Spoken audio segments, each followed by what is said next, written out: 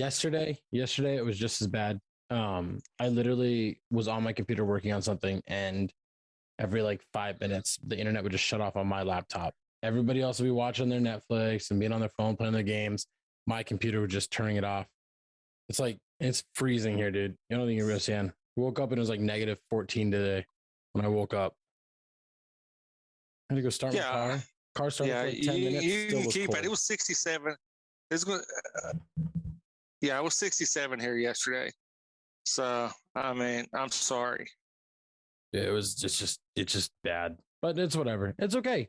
With all that being said, let's go ahead and jump on in. There's nothing really fancy here. The USFL is having their draft. They just had the first round last night. Second round is going on today. Pretty interesting, fun little concept.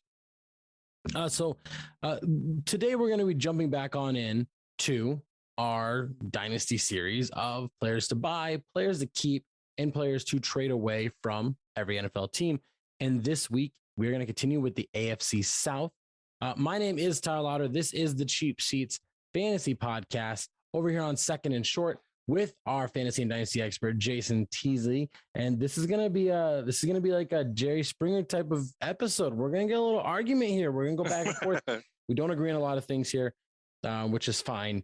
But we're going to just go right in. So the first category that we're going to talk about, the first team is the Indianapolis Colts. We're going to start with C Colts. And we're going to talk about a player that we are going to keep. And that is, go ahead and lead us off there. And this is a pretty easy player that you should want to keep in all formats. Yeah, it's Jonathan Taylor, arguably the RB1 in fantasy football coming into next season. I think that it's a solid cornerstone to build around, and you can get a lot of years out of his production in Indianapolis. Yeah, I don't think the time to trade him is right now, and there's no way you can buy him right now. If you end up, the only time I say you could like trade him away is if you're doing a startup, non-superflex, and like you have the number one pick, trade down. Like just do that. Should be a natural thing anyways. Otherwise though, if he's on your team, you're keeping him, you're rocking solid with him, 1,800 yards rushing. He had over 300 attempts, which is also first in the NFL, 18 touchdowns, first in the NFL. He averaged 5.5 yards per touch, per rush, which was eighth in the NFL. Just fantastic, especially for a team that isn't like a high powered passing offense that's going to constantly throw the ball. And the best thing about him is that he gets to go up against the Jags and the Texans 4 times a year. They get to play against some other cakewalk AFC teams that aren't really good against the run as well. So like he has every year you can rely on a good little schedule. And I think his window to sell him is next year, get one more season out of him and then sell. Because like he just turned 23. He'll be 24 after that. Then he'll be working on that next contract because he's a second round draft pick. So he doesn't have that 5th year eligibility, that 5th year option. He's going to be looking at another contract. That's when you sell. And that's what we talk about, that especially you talk about, is trading them right before they get that second contract. Yeah. Yeah, and it's just knowing when to move on from these guys, especially running backs. Now we're going to talk about we don't do this very often, but the guy we're going to talk about here, I say you should buy him, and Jason says you should trade him. We're going to be talking about Carson Wentz. Now, a little thing on Carson Wentz. He had over a 3-to-1 touchdown interception ratio this year, 27 touchdowns, 7 interceptions. He was 9th in QBR, and he had 3,500 yards, which was good for about 18th in the NFL. He's only 29, very young still for the quarterback position. So why don't you tell us why you're going to try and trade him away and what format you think you're going to be able to trade him away and like what you're just give everybody what you're thinking. All right. So this is my philosophy of trading away. There's been rumors. I mean, rumors you take with a grain of salt. There's rumors that he won't even be with the Colts next year. So that even there was a rumor that Andrew Luck's talking about coming out of retirement to come back to the Colts because they're not sold on Wentz either. So I've heard that. I'm thinking right now. Well, yeah, but I think Indy fans just, it is what it is. They just love Andrew Luck. Yeah, but also, I think right now is a good position to sell him because I don't think he's going to get any better. You're going to start seeing him dwindle in stats and stuff, especially with, them moving on. T.Y. Hilton doesn't have many years left with him. They need to get a younger receiving core. They just have Pittman as the only viable receiver in that offense. So I think that his production value is going to start declining. So I think this is one of those good spots to sell him to get some kind of value out of him. Maybe a mid-second is where I'm targeting, and a rookie draft, 1 QB. Super flex, that might go up to an early second. Maybe. I don't think you're going to sniff the first round. I don't think you're going to get any higher than 2-2 in a super flex. But I think his range in a rookie draft is going to be the 2-2 to about the 2-6 range. And if I, on the other hand of this, was receiving Carson Wentz for an early second round pick, I would buy him instantly, because I think as your number 2 quarterback in a super flex league, that he is exactly what you need. You need a guy that is not going to turn the ball over a lot. Now, outside of his rookie year and his last year in Philly in 2020, when that offensive line was horrible. In 12 games, he got sacked like 55 times. In 12 games, that's more than Burrow got sacked in the regular season this year in 17 games, which I believe was like 51, 52. I could be wrong on both those numbers. I'm within range. But here's the thing. I don't care if Carson Wentz gets replaced in Indy, because so many teams need a quarterback. You can't tell me that if Carson Wentz gets bought out or something, whatever, that he wouldn't be desired in a place like, Denver, who strikes out on Aaron Rodgers. Well, they need to upgrade their quarterback. Carson Wentz upgrades their quarterback. I just don't see how he won't be a starter next year. I don't see, especially with his contract, I don't see how his production and finishing, what did he even finish as this past year? He was quarterback 13 this year. Quarterback 13. And I don't think that you can sell him and get adequate value for him, which is why I would like to buy him, because I think his value is pretty low based on rumors and speculation, and he's not a superstar. I think that you could buy him cheaper than you could buy Kirk Cousins right now. That's like the value range I'm looking at. So let's go and move on to the Jacksonville Jaguars, and let's talk about another trade. Let's talk about a player that you're just done with. This isn't necessarily about obtaining value, but this is more so you're just cutting ties. Let's move on to something new. Yeah, and it's Shenault. I was a big Shenault believer. I think he had the raw talents. I think he could have been a solid production wide receiver 2 in any offense, fantasy-wise. But the injury history is starting to mount up. The inconsistency is starting to show.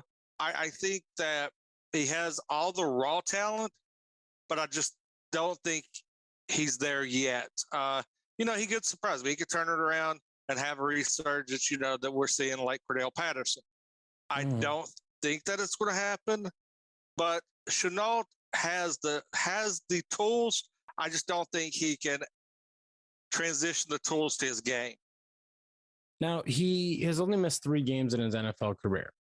But I think that he is always kind of when you're saying like injured, what I think is that he's always dealing with kind of like nagging injuries. It seems like he has these I'm not saying this is his injury, but it's like, oh, he sprains his ankle. Oh, he rolled his ankle. Like, he has turf toe, like things like he's always getting these little type of injuries that he's trying to play through. And I don't think he's completely consistently healthy. Now, he has had back-to-back years of 600 yards. He had no touchdowns this year, which is a big component. Like if you add in 5 touchdowns that he had his rookie year, we're looking at 30 points that he adds to him, and 30 points probably takes him from wide receiver 59 to like wide receiver like 45 or like 40, which is adequate. But I think that you can sell him on upside still.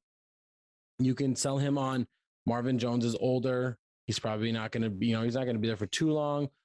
Trevor Lawrence is going to play better. If Trevor Lawrence plays better, Shenault is going to look better. When ETN comes in, who we're going to talk about here in a second, that'll help open the passing game a little bit more.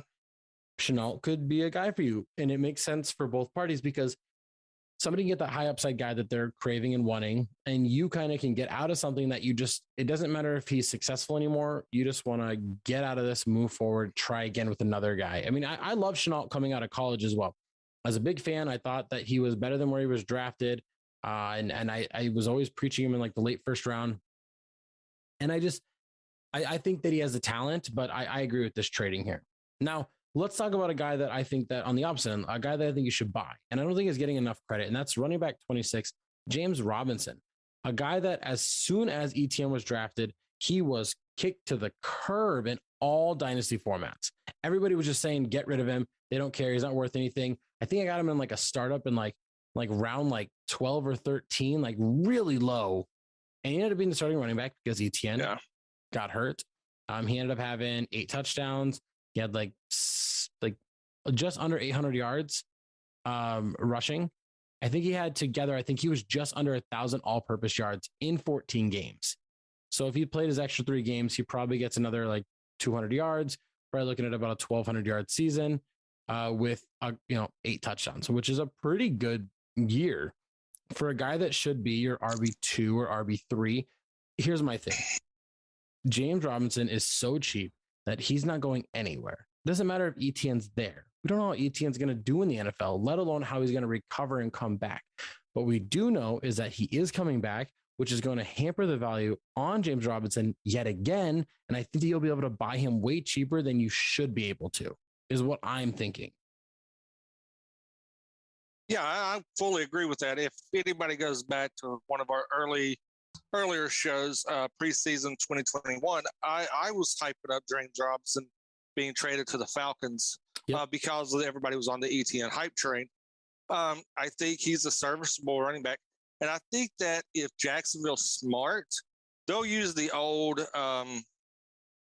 New York Giants philosophy of the Thunder and Lightning when they had Jacobs and Bradshaw with ETN and Robinson. Robinson's a bigger back, but he has elusive speed and he's got cuts. But he's a bigger back. ETN is more of a outside running back on the edges and to get that breakaway speed. Granted, ETN's coming off the injury. We don't know what he's going to come back to. We know what James Robinson can do. We know he's in that offense. He's getting more comfortable in that offense. I think that this is a good buy low value that if Jacksonville does go all in on ETN, Robinson does get moved, he's going to be – there's teams out there that's looking for a solid starter, and he could, at worst, be a solid flex position on any dynasty team. Yeah, I think so as well. And now let's go ahead and just keep it in the running back situation. Let's talk about ETN. Let's talk about, the elephant in the room, and that is the guy coming back that was a mystery for getting drafted outside of maybe the connection to Trevor Lawrence and just trying to give him a guy that he likes. But he's coming back, and he's probably not going to net you what you drafted him for, which was he's probably the 1-4 last year in most drafts. 1-4, 1-4, 1-5-ish. 1-3, 1-4. He won't return the value in that just now, which you shouldn't trade him anyways. You should enjoy running backs on the rookie contract. But if you tried buying him, his value is probably still at what he was drafted at. So it's just an easy keep. And I totally get why you'd want to keep him just because that's the logical thing to do here. This might not be a very fun segment of this whole podcast right here, but there's not much else you can do with ETN but sit and wait. You drafted him high for a reason. Appreciate that, and let's just watch that bloom. Yeah, and it's going to be. He's one of those players that you're going to try to get the value that you invested into it. So there's no reason to try to trade him off because, like you said, you're not going to get the value you invested in drafting your rookie draft. No way, especially with it was an Achilles injury. I'm pretty sure those are hard to come back from. No. He tore his ACL. Was it ACL? Who's that? What running back was I thinking that had the Achilles? Cam Akers tore his ACL. ETN ACL. 100%. Oh, it's a foot injury. Foot injury ended his season. What was it? It was, to be exact, he had a Liz Frank injury. Oh man, I'm gonna sound so dumb. In his left foot, and he had to have surgery in it. So not as bad, just foot surgery. So not as bad as an ACL. Yeah. So yeah. But by the way, that's not going to change my opinion on whether or not you should keep him or anything. Yeah. No. So let's go ahead and move on to a team that doesn't actually know who they are, what they are, who's on their team, who's their quarterback. Let's talk about the Houston Texans. The Houston Texans are going through this transition of Deshaun Watson and probably going to try and trade him. We're still waiting out these lawsuits. Not going to dive into that, but they're still moving pieces around, and he's probably going to be gone. But for the foreseeable future, he is a Houston Texan, and that is why he is on your trade category. Now, before you dive in on why you want to trade him, last year I joined and I took over an orphan that was very bad, and it provided I got 2 free years out of it. So shout out to the commissioner for doing that because it was very bad. Draft picks just kind of gone. And I just flipped Deshaun Watson for, I think it was like the 1-8 last year. Straight up. This is last year in during the rookie draft. And I got Trey Lance and I drafted him. But the guy I traded him to, he had 2 quarterbacks in place. So like it wasn't really much of a risk for him to take on Deshaun Watson because the upside of that trade could be way better than the rookie he would draft.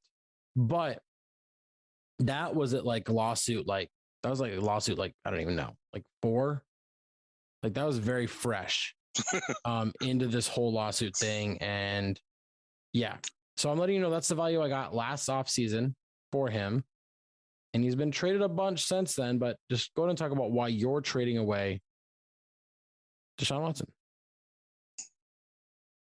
My thing is the hype. The hype is going to get you the value that Watson could do. He's somebody that you can trade because of all the rumors swirling around him. There's rumors he's going to Pittsburgh or Denver. There's still Miami rumors out there. There's still, it's all over the place. And all these teams would be an upgrade from Houston. So if he does get traded and he does play, you're going to reap the benefits of the hype. Now, because I think he's one of those risk reward players. Mm-hmm. Yes, he's got a year out of the league.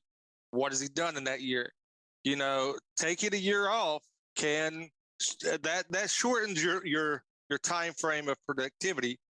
Has he been working out? There's a lot of questions that surround this. So you want to feed into the hype. Find somebody that has the ability to take the risk. Find a rebuilding team that that can take the risk because they're rebuilding. This is a familiar thing in one of our leagues. I'm trying to rebuild, sort of, not really. I'm in that kind of that middle of the road. Tweener road. And, I was trying to buy Watson. Because I have 2 solid quarterbacks in play that I could take the risk. Yes. The other owner, not so much. He needs, he could benefit from making the trade.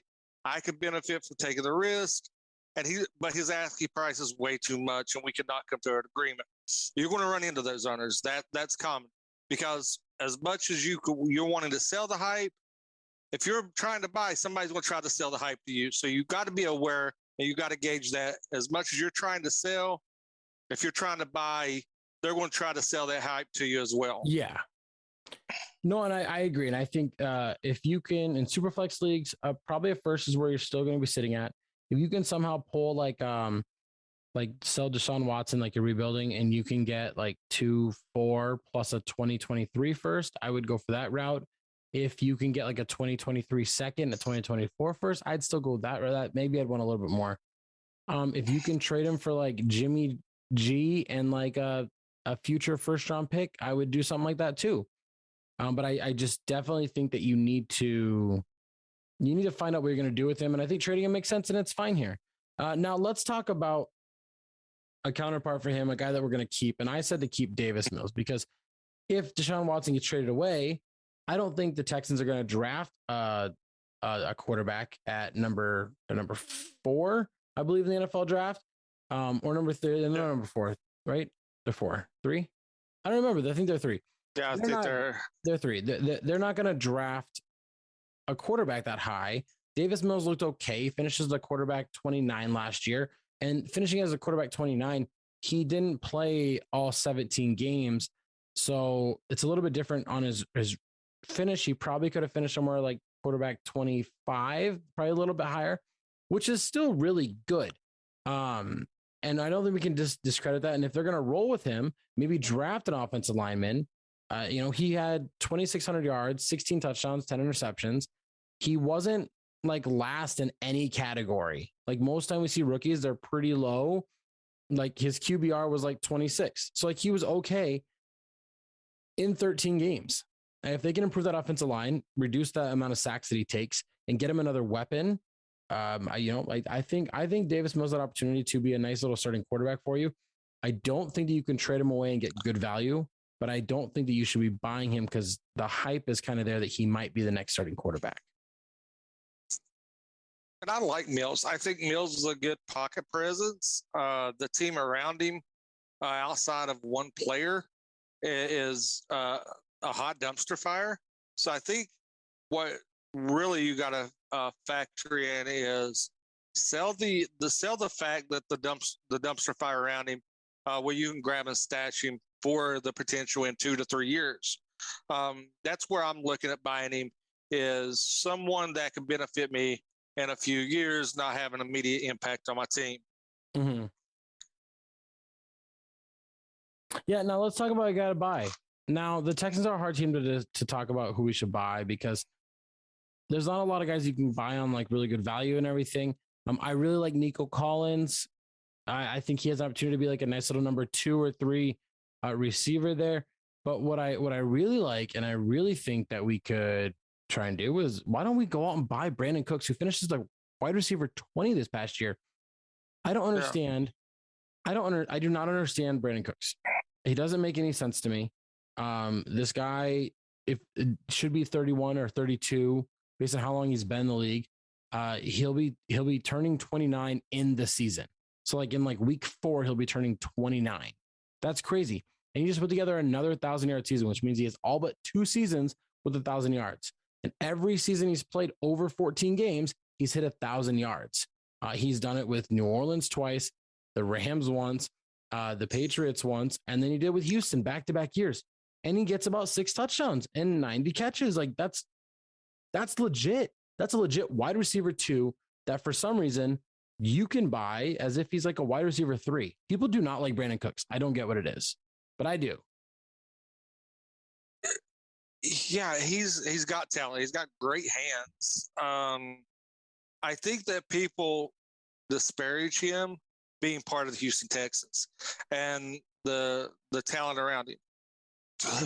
With Watson, he was very productive.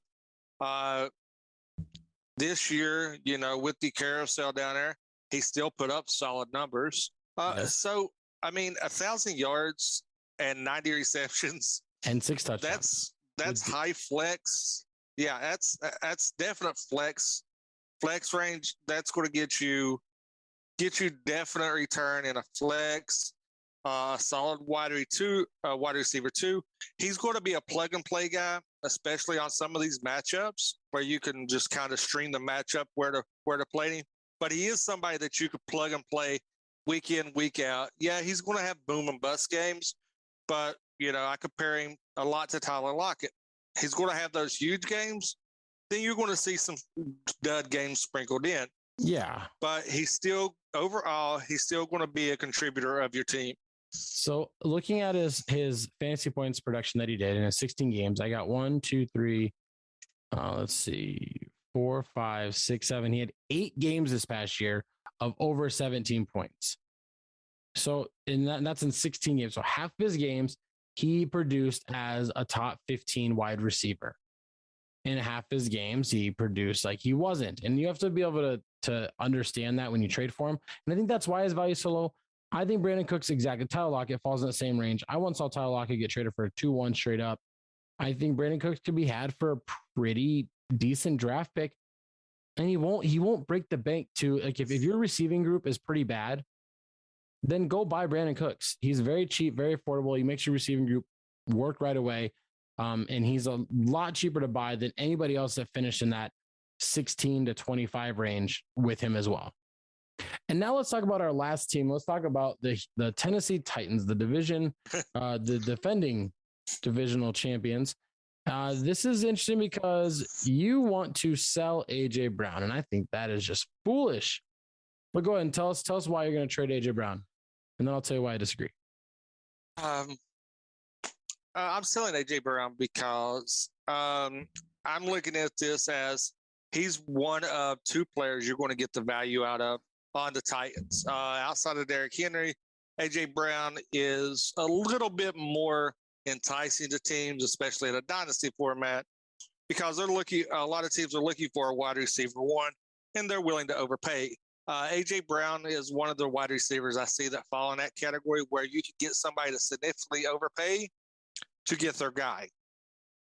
I think it's nothing about his productivity or anything. It's the fact that if you have a glaring need, this is a player that you can go out and address a high-end running back to, a rebuild with high draft picks, multiple high draft picks, a package to fill a lot of holes that you may have on your team. That's why I'm going with selling him, because he falls into the category where I was with Darren Waller on one of my teams. He's the bright spot. He could be if he's the bright spot on a barren team, you need to start selling off your assets to start trying to rebuild. That's where I'm looking at selling him for, is to try to plug holes and improve, get more key positions. Now, he finishes the wide receiver 32 in most formats, and that's with him missing 4 games this year. We could probably say that he missed 5 games because he got hurt in that game against Indy. Yeah. And so it's hard for me to say to sell him, trade him away, because while I think you could get good value, I think that he is almost one of those like guys that you could just leave on your team and start him week in and week out and just trust that he's going to get that production. But he did have some bad weeks and everything within there. Coming back from injury.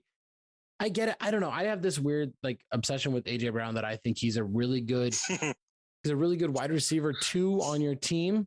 And I think that he should always be treated as that. Yeah. And I just I like him in that spot. Like I react to him the same way I react to like DJ Moore. And I just think they're the same type of guy for me, like a Chris Godwin. They're the same tier of guys that I think can be reliable week in and week out, and guys that you can really build your team around. And so I don't want to get rid of a guy that I would like to build my team around. That's just how I'm looking at this. And I think Derrick Henry is a better candidate to trade now to get peak value for a player. But I mean, I get it. If your team is needing depth and needing to be rebuilt up, trading a golden star like AJ Brown makes sense in that capacity. Now let's talk about guys we're going to keep. If you do not trade Derrick Henry, then I guess he's a guy you should keep. But I don't think you should go out and buy him. So that's why he's a keep. You just enjoy this value while you can, maybe get another year out of it and then flip him. I also think Ryan Tannehill is a guy you should be looking to keep, because Ryan Tannehill is a guy that is kind of getting looked down on, just kind of how you were talking about Carson Wentz. Ryan Tannehill gets talked about the same way Kirk Cousins gets talked about, and the same way Baker Mayfield gets talked about. And I think that you won't get extreme value for him. And I think he will cost a little too much to try and buy, especially in Superflex leagues. Then you'll want to pay. I could be wrong on that. I've never tried buying Tannehill. That may be something I'm going to try and do in one of our leagues that we're actually, we're not in the league together.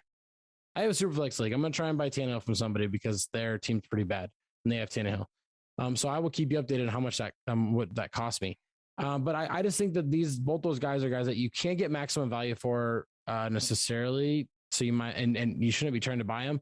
So you might as well just kind of ride it out for another year and try and sell in season once they have big games. But otherwise, just hold on to them right now. Yeah, I put Tannehill in the same category, and he's looked at a lot like Derek Carr is. He doesn't get flashy numbers, but he gets solid numbers, and I think that's a good evaluation of Tannehill. Derek Henry, I think. Sorry, I was going to say real quick. Ryan Tannehill was quarterback 1 this year. He finishes as a quarterback 1. He was number 12, which is just the type of thing I'm saying. Like, he has a really good season, but isn't getting valued like other guys. Yeah, and I think Derrick Henry, I think his shelf life is past. I mean, if you want him, you're going to be overpaying for him. You're not going to have that value there. So he's past that life that we talk about, that where you can get the peak value for him. So that's why he wasn't in my trade, because he's one of those players that he's, if you want a big return, you're not going to get it. You're going to hear the age and everything. So the durability, he is a very pounding back.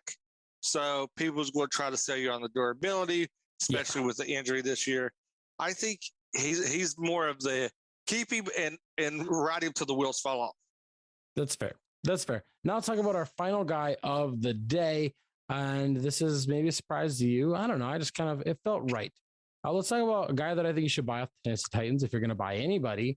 And I think you should try and buy Julio Jones, because two things. One, value very down because of health is not necessarily there. And also he just turned 33. However, he's Julio Jones.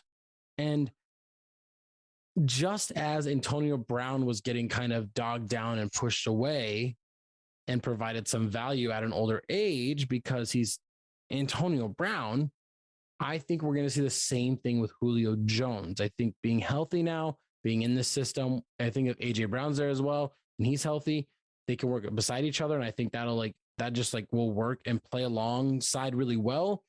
And I think Julio Jones at age 33 is going to have a potential 1,000-yard season. And I think that you could buy him really cheap right now because he's injured and he's 33. Like the same reasons that he's not doing well is the same reasons why you can buy him really cheap. And I think I'm actually going to try and buy him cheap in a league that we're in, even though I have extreme wide receiver depth and my team is just, it literally was built by the gods. I'm still going to try and add some depth. And Julio's going to be down this year because of the transition from the style of offense Atlanta ran to the style of offense Tennessee runs. Tennessee has Derrick Henry.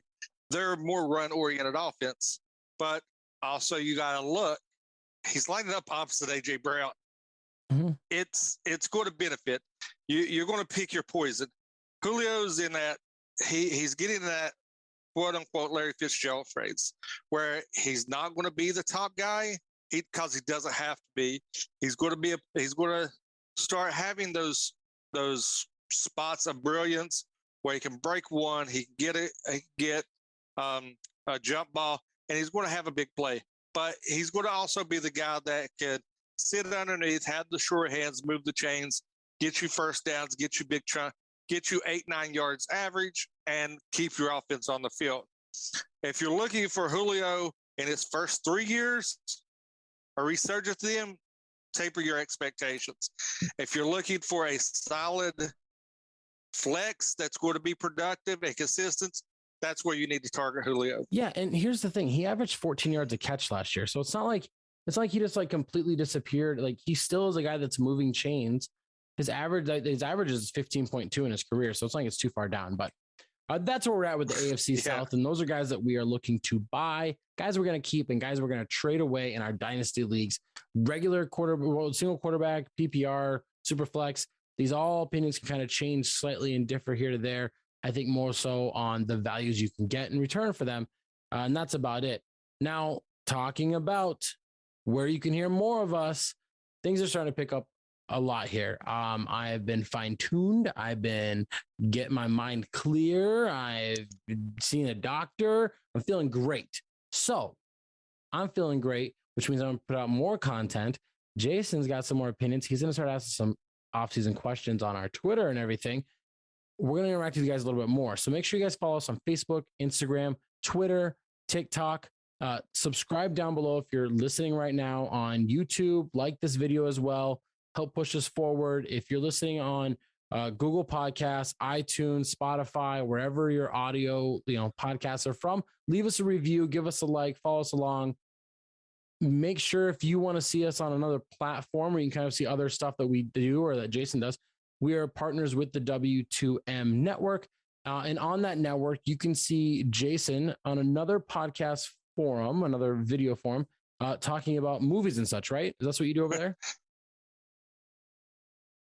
Yeah. Right now we're in the middle of our Black History retrospective. We've got the 70s Black horror, Black exploitation triple feature. We just finished up the Super Bowl of, American Underdog, national champions, and We Are Marshall. By the time anybody sees this or listens to this, we'll drop our Spike Lee retrospective. We're recording to drop this week. So yeah, you can pop in over there, do a lot of movie reviews, me, Mark Radlich. So yeah, like, subscribe. You can even check us out there. If you come to us via there, leave us a comment, let us know that you found us on W2M. We're very interactive on our social media. So yeah. All right. And then also I'm part of Love War Challenges podcast, talking about the Challenge MTV, the reality TV based show, competition series. Check us out over there. Simple as that. That's where you can find me. And thank you guys for listening. And hopefully you guys are enjoying your off season, but don't stop making trades. Don't stop trying to make your team better. We'll see you guys next week when we talk about our second to last division.